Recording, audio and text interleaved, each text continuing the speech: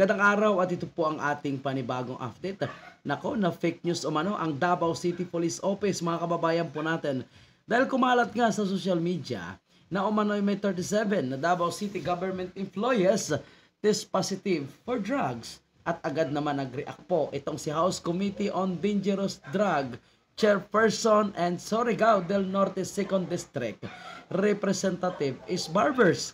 At naniwala siya sa balita na may 37 na personnel from Davao City Public Safety and Security Office na positibo sa paggamit ng illegal na droga. At even Davao City daw, where the number one enemy of illegal drugs resides, ay hindi ligtas.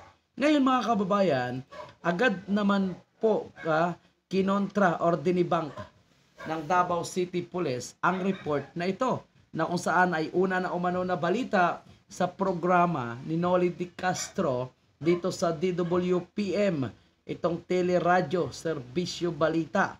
At ang pag-react nga po ni Representative Ace Barbers ay napakabilis kumalat sa social media. Ngunit ayon sa Davao City Police, na umano'y nag-conduct talaga sila ng surprise drug test noong May 30, which is totoo po na nagkaroon ng random drug test sa Davao City Police Office. At ang lahat daw na personnel tested negative for methamphetamine hydrochloride o ito yung shabu. At ang sabi nga nila, ini-inform nila ang lahat na ang pangyayaring drug test nakaraang buwan na ikinandak ay isang regular lang na drug test sa mga DCPO personnel. At base nga po umano sa resulta ay puro negative. So fake news ang nagpakalat na positibo ang 47 na Davao City government employees. Fake news mga kababayan. So nag-apila ngayon itong Davao City Police Office na hindi dapat i-share, ipakalat ang mga ganitong klaseng impormasyon.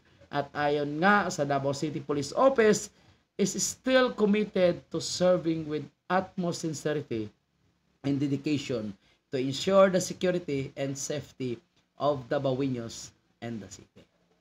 Ang bilis kumalat, no? At ang nagpakalat, itong Impact Leadership, I think this is Pink Lawan, or ito ata ay isa sa mga bulager ni Pangulong Bongbong Marcos Jr.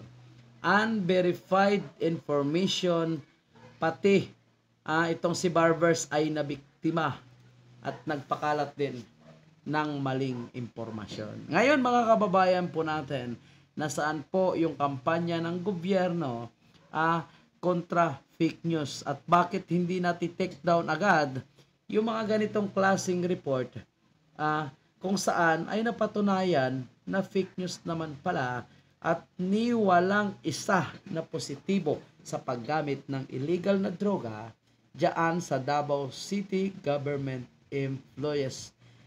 Fake news yan mga kababayan. Kaya ito po yung inyong ipakalat, yung ating report, dahil ito ang totoo at pawang katotohanan lang. Walang fake news mga kababayan.